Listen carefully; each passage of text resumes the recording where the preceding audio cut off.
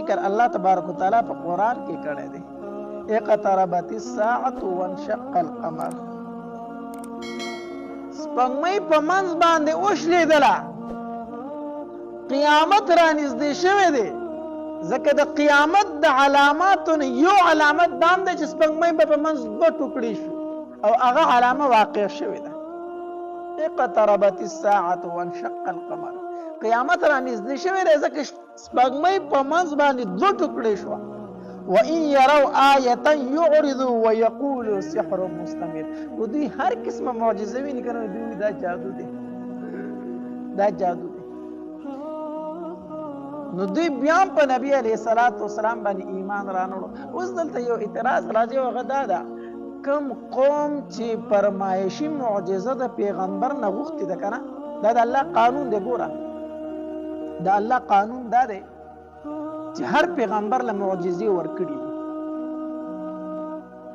او هغه معجزو باندې خلک ایمان راوړي د دې پیغمبر صداقت پکې خو چې کله خلکو فرمایشي معجزه غوښتي دا بیا یې نه انکار کړي بیا الله قوم نه دی پرېښی بیا هغه نه دی پرېښی الله تبارک وتعالی لکه د صالح علیه السلام سره ډېر شي معجزې وي خو قوم ترې نه څه مطالبه وکړه موږ له د دې ګټې نه اوښه پیدا کړه د دې نه راله اوښه پیدا کړه صالح علیه السلام ورته وفرمایل تاسو فرمایشي معجزې مه غواړئ ګورئ که بیا خو ونه منله بیا خو الله نه پرېږدي بیا خو تباه کوي نه مونږ یې منو ته مونږ له پیدا کړه نو د وچې ګټې نه الله تبارک وتعالی اوښه پیدا کړله د دوی فرمایشي معجزه څه شوله پوره شوه خو دوی بیا هغه اوښه مړه کړله دې قوم هغه اوښه څه کړله مړه کړه نو چې مړه کړه د الله عذاب پرې راغی کنه الله ترې مخ د ځمکې وزګار وکړه نو د الله قانون دا دی چې کوم قوم فرمایشي معجزه غوښتي په خپله خولې غوښتي او الله ورته رالیږلي او بیا هم انکار کړی بیا الله هغه قوم تباه کړی دی بیا هغه پرېښی نه دی نو دلته خو دوی تباه نه شو دا یو سوال راځي که نه نو حدیث مبارک کې راځي نبی علیه السلام یو ځلې په خانه کعبه کې دغلته ناستو نو په دغه صحن د خانه کعبه کې یو څو کافران نور هم ناستو چې په هغې کې یو ابو جهل دویم ولید ابن مغیره او دریم عاص بن وائل او داسې نور ملګري دا سرداران د مکې چې کوم دا ناستو نو د نبی علیه السلام ته وویل وی کو ته چېرته رښتینی پیغمبر یې که نه نو ته دا سپوږمۍ دوه ټوکړې کړه داسې د څوارلسمې سپوږمۍ راختلې وه داسې په ولاړه وه نو دا شپه وه دوی په عبادت کې مشغول او دوی د بوتانو عبادت کوو نبي علیه السلام د الله بندګي کوله نو دوی ورته وویل که ته د الله تبارک وتعالی رښتینی پیغمبر یې زه دا سپوږمۍ دوه ټوکړې کړه نبی علیه السلام ورته وفرمیل کو چېرته الله تبارک وتعالی داسې وکړي نو تاسو به ایمان راوړئ دوی ورته موږ به ایمان راوړو بالکل به موږ ایمان راوړو نو حدیث مبارک کې راځي نبی علیه السلام د شهادت دا ګوته اسمان ته داسې کړه او د سپوږمۍ ته یې مخامخ داسې کړی چې داسې کړه که نه سپوږمۍ په منځ وچاودله دوه ټوکړې شوه یوه ټوکړه لاړه په جبل ابي قبیس باندې ودرېدله او بله ټوکړه لاړه په جبل قیقعان باندې ودرېدله دا دوه غرونه دي هلته کې نو یوه ټوکړه د سپوږمۍ یو غر ته لاړه او بله ټوکړه بل غر ته لاړه په منځ دوه شوله د تمامې مکې خلکو ورته کتل لږ ساعت خو هم نه وه که نه لږ ساعت هم نه وه ځکه چې د مازدیګر او تر ماښام چې څومره ټایم دی که نه دومره ټایم مقدار کې دا دوه ټوکړې وه که دا خو کافي ټایم وي که نه تقریبا څه ګنټه ټایم به یې ده د مازدیګر او تر ماښام چې څومره ټایم وي نو د دومره ټایم په مقدار باندې دا دوه ټوکړې وه داسې دوه ټوکړې وه تمام مکې والا وکتل مکې والا وي داسې کو که نه چې دا د نبی علیه السلام په موږ باندې جادو زموږ د سترګې کار نه کوي دا کار نه کوي د زمونږ په سترګو باندې نظر بندي وکړله خو داسې به وکړو که نه چې کم خلک سفر له تللی دی هغه واپس راشي د هغې نه به تپوس وکړو ځکه د نبي علیه السلام جادو خو په مکه والو چلیږي خو په ټوله دنیا خو نه چلیږي وي که نه د هغې نه به تپوس وکړو نو چې کم خلک د سفر نه راغی او دوی ترې نه تپوس وکړو وی آیا تاسو هم دا سپوږمۍ دوه ټوکړې لیدلې وه هغې ورته ویل بلکل موږ دوه ټوکړې لیدلې وه بلکل موږ لیدلې وه خو بیا دوی د ضد او د عناد د وجې نه ایمان را نه وړو او د دې ذکر الله تبارک وتعالی په قرآن کې کړی دی اقتربت الساعة وانشق القمر سپوږمۍ په منځ باندې وشلېدله قیامت را نږدې شوی دی ځکه د قیامت د علاماتو نه یو علامت دا هم دی چې سپوږمۍ به په منځ دوه ټوکړې شو او هغه علامه واقع شوې ده اقتربت الساعة وانشق القمر قیامت را نږدې شوی دی ځکه سپوږمۍ په منځ باندې دوه ټوکړې شوه وَإِن يَرَوْا آيَةً يُعْرِضُوا وَيَقُولُوا سِحْرٌ مُسْتَمِرٌ و دوی هر قسمه معجزه ویني که نه دوی دا جادو دی دا جادو دی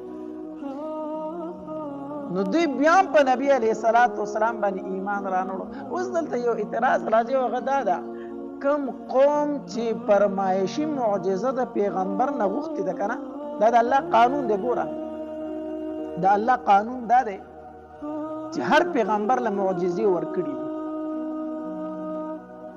او هغې معجزو باندې خلک ایمان راوړي د دې پیغمبر صداقت پکې خو چې کله خلکو فرمایشي معجزه غوښتې ده او بیا یې نه انکار کړی بیا الله هغه قوم نه دی پرېښی بیا هغه نه دی پرېښی الله تبارک وتعالی لکه د صالح علیه السلام سره ډېر شي معجزې وي خو قوم ترې نه څه مطالبه وکړه موږ له د دې ګټې نه اوښه پیدا کړه د دې نه راله اوښه پیدا کړه صالح علیه السلام ورته وفرمایل تاسو فرمایشي معجزې مه غواړئ ګورئ که بیا خو ونه منله بیا خو الله نه پرېږدي بیا خو تباه کوي نه مونږ یې منو ته مونږ له پیدا کړه نو د وچې ګټې نه الله تبارک وتعالی اوښه پیدا کړله د دوی فرمایشي معجزه څه شوله پوره شوه خو دوی بیا هغه اوښه مړه کړله دې قوم هغه اوښه څه کړله مړه کړه نو چې مړه کړه د الله عذاب پرې راغی که نه الله ترې مخ د ځمکې وزګار نو د الله قانون دا دی چې کوم قوم فرمایشي معجزه غوښتي په خپله خولې غوښتي او الله ورته رالیږلي او بیا هم انکار کړی بیا الله هغه قوم تباه کړی دی بیا هغه پرېښی نه دی نو دلته خو دوی تباه نه شو دا یو سوال راځي که نه نو د دې دوه جواب دي یو جواب دا دی چې الله تباه کړه په غزوه بدر کې که نه چا چې ترې انکار کړی الله تبارک وتعالی څه کړو په غزوه بدر کې مردار کړو که نه الله مخ د ځمکې ته وزګار نه او دویم دا چې بعضې کسانو پکې ایمان راوړه نو که ټولو نه وی راوړی بیا به الله عمومي عذاب راوستی و خو بعضې کسانو پکې څه راوړو ایمان راوړو ځکه د عذاب نه بچ شو نو دا د نبي علیه السلام لویه معجزه ده دا سپوږمۍ په منځ باندې دوه ټوکړې شوي د نبي علیه السلام د شهادت په موجه سره دا تقریبا 15 کاله مخکې دا واقعه راغلې وه د مدینې منورې د هجرت نه مخکې دغرنګې نبی علیه السلام یو معجزه دا هم ده چې الله تبارک وتعالی پې نور واپس کړی دی الله تبارک وتعالی پې نور واپس کړی دی اگر چې دا واقعه چې ده نو دا په مدینه منوره کې راغلي د هجرت نه وروسته بیانول پکار ټیک شو خو زه دلته کې د دې سپوږمۍ سره په مناسبت باندې بیانوم د نبی علیه السلام یو معجزه دا هم ده چې الله تبارک وتعالی نور واپس کړی دی حدیث مبارک کې راځي د دې حدیث راوی چې دی نو اسماء بنت عمیس رضی الله تعالی عنها ده دا فرمایي وی نبی علیه السلام د خیبر ته نږدې یو ځای دی د هغې نوم دی صحبه وی په دغې مقام کې نبی علیه السلام د علي رضی الله تعالی عنه په غېږ کې سر ایښی او داسې ملاست مقام صحبه کې نبی علیه السلام د علي رضی الله تعالی عنه په دې غېږ کې سر ایښی او ملاست په دې پتون یې وله سر ایښی و خو صحابه کرامو مونځ کړی خو علي رضی الله تعالی عنه لا مونځ نه و کړی اعلان وکړي. نو هغه دا غرض چې نبی علیہ السلام په پاسې زه به مونځ وکړم. په دې دوران کې په نبی علیہ الصلوۃ والسلام باندې د وحی اثر شروع شو. د وحی په نبی علیہ السلام شروع شو. چې وحی شروع شو علي رضی الله تعالی پاسې نه شو ځکه په پتون باندې د نبی علیہ السلام سر مبارک خو دې دلته د مونږ ټایم روان دی حتی در دې پورې چې د مازیګر ټایم لاړ ماښام شو. د علي رضی الله تعالی عنہ مازیګر مونږ قضا شو. چې قضا شو د نبی علیہ الصلوۃ والسلام نه چې کله وحی ختم شو کنه نو داسې سر روچت کو وی غرا تخکاری علي چې تا د مازیګر مونږ نه کړي. علي را تخکاری تا د مازیګر مونږ نه کړي. مې د الله پاک پیغمبر قضا شو را ده په غیږ کې مې تاسو وای په تاسو وحی شروع شوله تاسو ته مې ویلې نه شو د مازیګر مونځ سره قضا شو. نبی علیہ السلام داسې اسمان ته وکتل وی الله علي چې دی نو حدیث مبارک کې راځي نبی علیہ الصلوۃ والسلام داسې اسمان ته سر اوچت کو وی الله علي خو ستا د رسول په خدمت کې لګیا و. الله علي خو ستا د رسول په خدمت کې لګیا و. الله مونږ دې نه قضا شو. الله د انور خو په واپس ک کنه چې دې د مازیګر مونږ په ټیم باندې و کې د انور په واپس کا.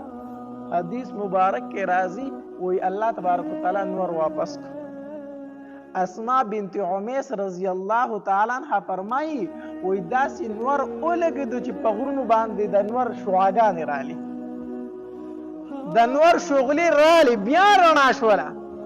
نور تر هغې پورې ولاړو تر څو چې علي رضی الله تعالی د مازیګر مونځ نه وکړی.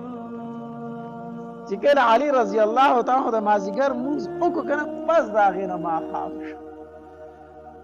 د هغې نه پس ماښام شو. دا د نبی علیہ السلام معجزه ده او د علي رضی الله تعالی فضیلت هم دی. ګورئ ښه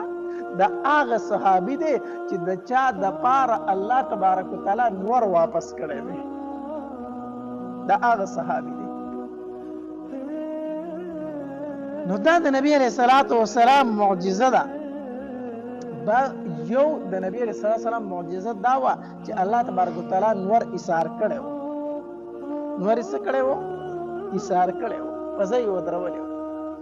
حدیث مبارک کې راځي وایي چې کله نبی علیہ السلام د مکې مشرکینو ته د معراج واقعه بیان کړه که نه چې زه بېګانۍ شپه کې اسمانونو ته ختلی وم او په بیت المقدس کې مې تمامو پیغمبرانو له جمع م ورکړې ده او بیا د هغې ځای نه اسمانونو ته تللی ما. نو وایي مشرکین مکه ورته تپوس وکړو چې زه د بیت المقدس علامات راته بیان کړه څو ستنې دي څو دروازې دي. دا تپوسونه ګوره دغه ضدي تپوسونه دي. څه دي؟ ضدي تپوسونه دي. زمونږ د مسجد ته یو سړی راغی او دلته یې مونځ وکړو او بار ته نه ووتو او ته ترې نه تپوس کوې په دې مسجد کې څوک کړ کوي معلوم یې به ورته وي. زه به ټول عمر یم ما ته اوس تپوس وکړو ما ته اوس هم پته نشته چې څوک کړ کوي دي پکې. نو دغه ضدي تپوسونه دي. دوی ورته وایي چې ته مسجد بیت المقدس ته تلې څو ستنې وي څو دروازې وي. دا تپوسونه دي شروع کړو. حدیث مبارک کې راځي الله تبارک وتعالی نبی علیہ السلام ته مسجد دا بیت المقدس داسې مخامخ تمامې پردې لرې شوې. بیت المقدس ورته بالکل مخامخ شو. نبی علیہ السلام داسې کتل وي پلان کوي ستن پلان کوي دا دروازه مخې ته ورته وکتله ویلي ورته دا نبی علیہ السلام څه وه؟ معجزه وه. دوی ورته وایي ښه وایي زمونږ هغه کومه قافله چې شام ته تللې د تجارت په غرض باندې شام ته تللې د تجارت قافله ده هغه به کله واپس راځي؟ نبی علیہ السلام ورته وفرمیل د بوت په ورځ به واپس راځي. د شورو ورځ چې کومه د بوت په ورځ به واپس راځي. ویې ښه د بوت ورځ راغله خلکو انتظار کو په مکه کې چې اوس به زمونږ قافله را رسي. تر دې چې قافله راونه رسېده نور پناه کېدو واله په مکه کې خلکو یو لوی غوغا شروع کړه خندرې شروع کړو. وایي دا و چې زه پیغمبر یم او دا و چې ما ستاسو قافله لیدلې ده او دی و چې د شروع په ورځ به راځي. کم دی ماښام راغی قافله کم ده. نبی علیہ السلام داسې اسمان ته وکتل وی الله دا انور خو لږ ودروه الله دا انور ودروه ماښام مه راوله الله چې قافله راورسي. حدیث مبارک کې راځي وایي دا انور په خپل ځای ایثار شو. دی ولاړو تر هغې پورې چې څو پورې قافله مکې ته رادننه شوې نه وه. چې قافله مکې ته را دننه شو که نه نور خپل حرکت شروع کړ. دا هم د نبي علیه صلات وسلام څه وه معجزه. په هر حال یو خبره درته زه بار بار کوم او هغه دا چې په دې خپل ایمان باندې ډېر شکر ایستل پکار دی. ډېر شکر ایستل پکار دی. د چا په قسمت کې چې الله تبارک وتعالی ایمان نه لیکلی که نه هغه دا دومره غټې معجزې لیدلي د هغې باوجود یې انکار کړی دی. د هغې باوجود یې انکار کړی دی. دا عطایي څیز دی، دا وهبي څیز دی. الله چې وغواړي چاته نه ورکړي. دا داسې نعمت دی چې د دې شکر نه ادا کېږي. خو چې کله د نبي علیه صلات وسلام تره وفات شو ابو طالب که نه، او د نبی علیه صلات وسلام بیبي خدیجة الکبرا رضی الله تعالی عنها وفات شو، او د مکې والو تکلیفونه په نبی علیه صلات وسلام باندې د حد نه زیات شو. نو نبی علیه صلات وسلام خپل غلام د ځان سره کو زید ابن حارثه رضی الله تعالی عنه وی راځه طائف ته ځو. په مکه کې زمون خبره څوک نه مني، کېدای شي په طائف کې زمون خبرې ته څوک غوږ کېږدي، کېدای شي هلته زموږ څه ملګري پیدا شي. نبي علیه السلام په دې اسرې باندې طائف ته لاړو چې کېدای شي زموږ خبره هلته ومنلی شي. نو 10 نبوي و 10 نبوي او د شوال میاشت وه، یعنې د وړوکي اختر چې کومه میاشت ده د شوال میاشت وه، او نبي علیه السلام طائف ته لاړو. په طائف کې 3 وروڼه وو او دا 3 واړه د طائف سردارانو. دا 3 واړه د طائف سردارانو، د یو نوم عبد و، د بل نوم مسعود و، او د بل نوم حبیب و. دا 3 وروڼه او دا 3 واړه د طائف سردارانو. نبي علیه الصلاة والسلام چې لاړ د دې 3 واړو سره ملاقاتونه وکړو. نو دی یو ورته وویل چې نبی علیه السلام کله هغه ته دعوت ورکوي زه د الله پاک پیغمبر یم او په ما باندې ایمان راوړه، زه د الله نبی یم په ما باندې ایمان راوړه. هغه ورته دا جواب ورکو وی الله تبارک وتعالی جو پتا باندې د خانه کعبه دا پردش لول غواړي چې ته نبی جوړ کړی. الله د خانه کعبه دا پرده روغه خوخه نه ده چې ته نبی جوړولې. داسې جواب نبی علیه الصلاة والسلام ته ورکو چې دا غنه مایوس شو. دی بل رور راغی چې دی بل راغی کنه، دی بل ورته جواب ورکو وی الله تبارک وتعالی په دې دومره مخلوق کې جستانه بغیر بل څوک نه مونږ ته چې هغه پیغمبر جوړ کړی وي. الله ته نبی جوړ کړی، الله ته پیغمبر جوړ کړی، بل څوک ورته نه میلاوېدل. او چې کله نبی علیه السلام د 3 لاړ کنه، د هغې 3 ورته جواب ورکو وی زه ستا سره خبرې نه کول غواړم،